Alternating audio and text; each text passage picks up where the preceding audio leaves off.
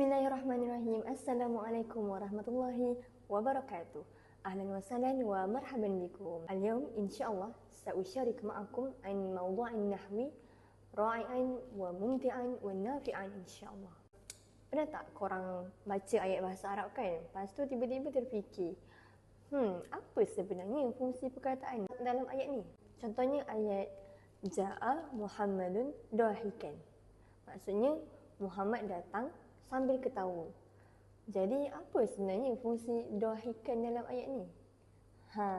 Hari ni kita akan belajar satu tajuk nahwu yang menarik iaitu al-hal. Tayyib, ma huwa al-hal?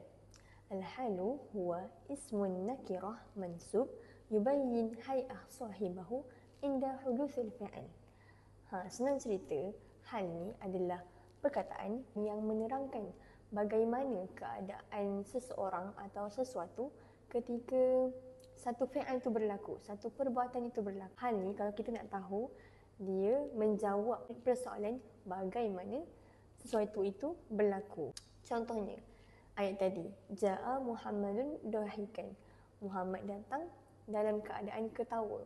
Jadi, dahikan dekat sini ialah hal sebab dia menerangkan bagaimana keadaan Muhammad itu datang dalam keadaan ketawa. Faham tak? Jadi macam mana kita nak kenal hal ni dalam satu ayat tu kan? Apa ciri-ciri dia? Okey, yang pertama, hal ni ialah ghaliban nakirah. Maksud nakirah ni apa? Bukan makrifah. Maksudnya tak ada alif lam. Okey, contohnya dakhala at-talibu masruran.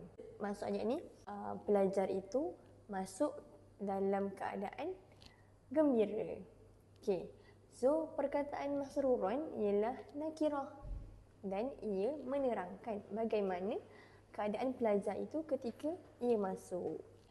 Ciri yang kedua, al-halu mansub.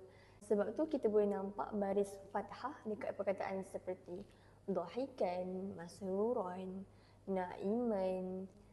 Jadi kalau korang nampak perkataan yang menerangkan keadaan sesuatu dan biasanya berakhir dengan fathah, ada kemungkinan besar itu adalah hal. So senang je nak ingat, al-halu yajibu an su'ali kaifa. Maksudnya hal ni menjawab persoalan bagaimana ataupun dalam keadaan bagaimana.